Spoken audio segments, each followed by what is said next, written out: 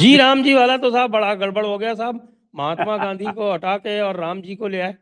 ये तो हमारे जितने भी सेक्युलर भाई बहन हैं, वो तो मेरे ख्याल से धमकी दे सकते हैं कि वो आत्महत्या कर लेंगे। नहीं सर, देखिए इसमें जी राम जी के लिए इन्होंने तरीके से काम किया। अब आप देखो ना, ये नीचे से चले, ये नीचे से चले। अब जैसे मोदी ने कहा कि हम उसका जो है वो पीएमओ का नाम बदला इन्होंने, और उसका राज्यपाल का जो वो होता है राजभवन, उसका नाम लोक भवन किया। तो ये धीरे धीरे धीरे धीरे कर रहे, उसका राजपथ का कर्तव्य पथ किया। तो मुझे लग रहा है कि ये भी उसी उसी लाइन पे चलते हुए इसमें आगे बढ़ने की बात की है। और देखिए सबसे इंटरेस्टिंग पहलू जी राम जी का जो है, वो सबसे इंटरेस्टिंग पहलू तो ये है कि स्टेट्स जो इसमें मलाई खा रहे थे कि सेंटर से पैसा आता है और वाई नीचे के वाले लोग लूट रहे थे, अब इसमें 60-40 का रेशो रहेगा। 60% पैसा केंद्र सरकार देगी, 40% राज्य देंगे।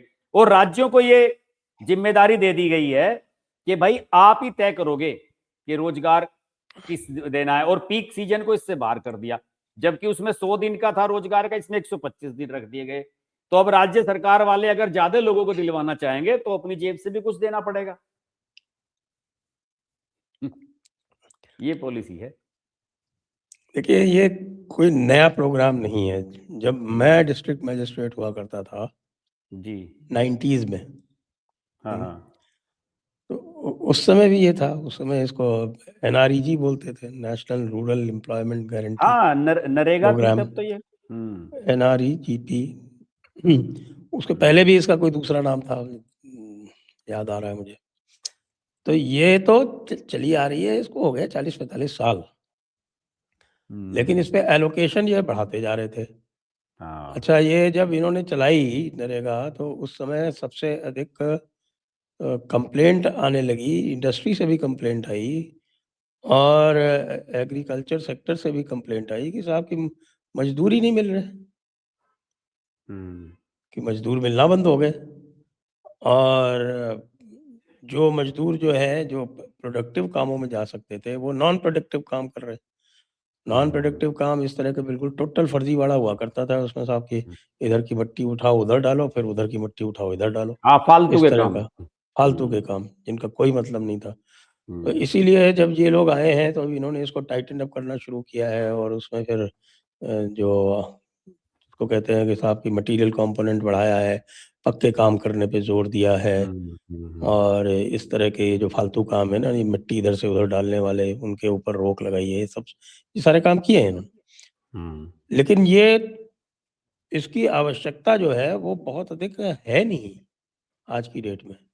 भाई एक तरफ तो आप ये कहते हैं कि भारत में आपने जो गरीबी है वो बिल्कुल जो दो तरह से आजकल जो गरीबी की जो गणना होती है वो दो तरह से होती है। एक तो जो बेसिक है, और तो दूसरी जो मल्टी डायमेंशनल पॉवर्टी बोलते हैं।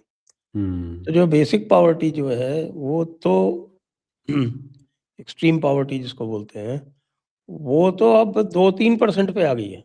हाँ हाँ बिल्कुल। और इवन जो मल्टी डायमेंशनल पॉवर्टी है वो भी 10-12% पे आ गई है।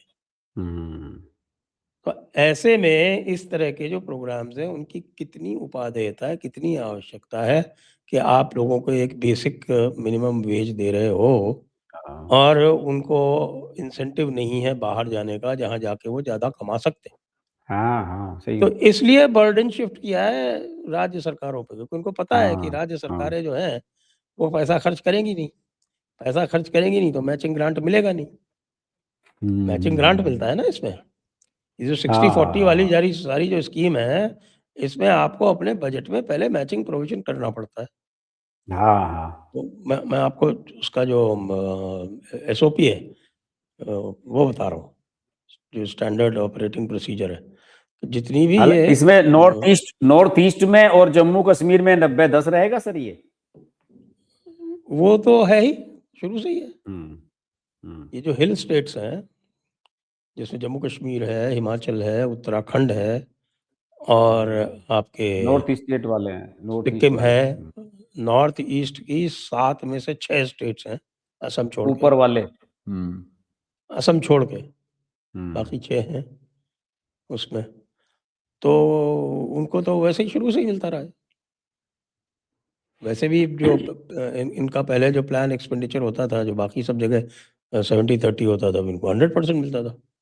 100% ग्रांट, बाकी सबको 30% ग्रांट मिलता था, उनको 100% ग्रांट मिलता था।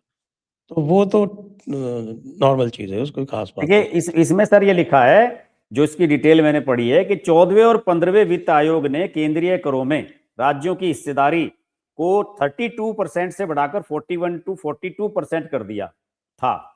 केंद्र सरकार का तर्क रहा है कि चूंकि राज्यों को अब करों का बड़ा हिस्सा मिल रहा है, इसलिए उन्हें विकास योजनाओं का भी अधिक बोझ उठाना चाहिए, जीएसटी वगैरह से एग्जैक्टली जो शेयर मिलने लेकिन ये लॉजिक चलता नहीं है। जब इन्होंने फाइनेंस कमीशन ने किया था और इन्होंने उसको बढ़ा के 42% किया था, तो उसी समय मैंने कमेंट किया था कि ये राज्य जो है वो फिर भी उतने ही शेयर मांगेंगे सेंट्रल प्लान फंड से। पहले प्लान नॉन प्लान वगैरह हुआ करता था ना, अब तो प्लानिंग कमीशन ही बंद कर दिया। लेकिन वो जो डिस्टिंक्शन है वो अभी भी चलता है।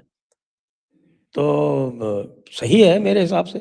हाँ, ये ज़रूर है कि गांधी जी का नाम हटा दिया, जी राम जी कर दिया। तो उसका उत्तर ये है कि साहब कि गांधी जी स्वयं राम-राम किया करते थे। तो गांधी जी के सपनों को पूरी तरह से किया है कि साहब अब गांधी जी से आगे बढ़ के जो गांधी जी के आराध्य थे, उन जी तक सर, ले जाया गया है।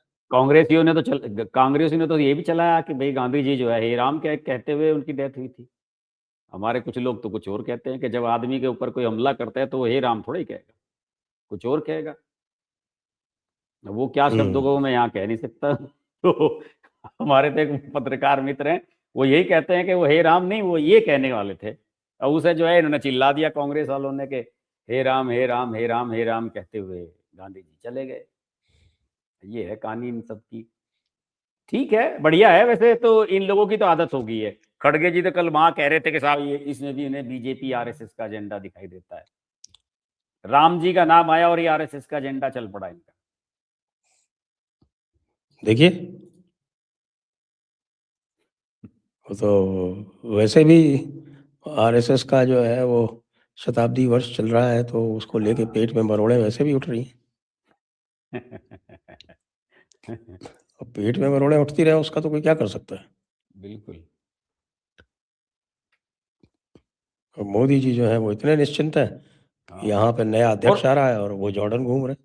और सर इसका जी राम जी का जो है सबसे ज्यादा तो खर्चा मेरे ख्याल में यूपी वालों को ही देना पड़ेगा। सबसे ज्यादा बजट यहीं का ही है। सबसे ज्यादा तो यूपी खर्च कर रहा है इस पे, या बिहार की बात करें तो बिहार कर रहा है खर्च। वैसे सर एक बात तो हुआ था जिनकी इससे। जिनकी सबसे ज़्यादा जनसंख्या है वही करेंगे ना। हाँ, इसमें एक काम तो हुआ था जब ये मनरेगा चल रही थी, इतना जरूर हुआ था कि पहले हमारे इधर वेस्ट यूपी में क्या होता था कि खेतों में मजदूरी के लिए सारे जितने भी मजदूर थे वो बिहार से आते। हमारे यहाँ खुद गांव में भी हमारे चाचा जी और ये सब लोग गांव के जो में मजदूर आते थे, ये दिल्ली जाते थे और दिल्ली में इनके एजेंट होते थे, वो रेलवे स्टेशन वगैरह पे मिल जाते थे और मजदूर दे देते थे। तो वो पूरे सीजन तक, जैसे गन्ने का सीजन अक्टूबर में शुरू होता था, गन्ने की कटाई का, और फिर वो गेहूं की भी बुआई तक चलता था। तो उसके बाद जो है वो 4-5 महीने वहीं रहते थे और वो अपना इकट्ठा लमसम पैसा लेके फिर वो वापस अपना बिहार चले जाते थे। लेकिन ये मनरेगा जब शुरू हुई, नरेगा मनरेगा ये सब आई, तो अब मजदूर नहीं मिलते सर इधर। अब लोकल लोगों से ही काम चलाना पड़ता है, वरना पहले सस्ते मजदूर बाहर के मिल जाते थे। तो इतना तो जरूर चेंज हुआ कि बिहार यूपी इन स्टेट्स के जो मजदूर बाहर जाते थे, जैसे हमारे इधर यूपी के जो मजदूर थे वो पंजाब साइड में जो ईंट के भट्टे वगैरह थे होते, उन पर मजदूरी के लिए जाते थे सीजन में। तो वो उसमें तो जरूर बदलाव आया था इसमें, कि कुछ स्टेट्स में कि भाई लोकल उन्हें काम मिलने लगा छोटा मोटा, तो उन्हें लगता था कि यार 3,000 रुपये महीना, 12 या 36 हजार रुपये तो ये मिल ही जाएंगे, तो और बाकी छोटा मोटा काम यहाँ कर लो। इस तरीके का एक तो बदलाव आया था इसमें यहाँ पे।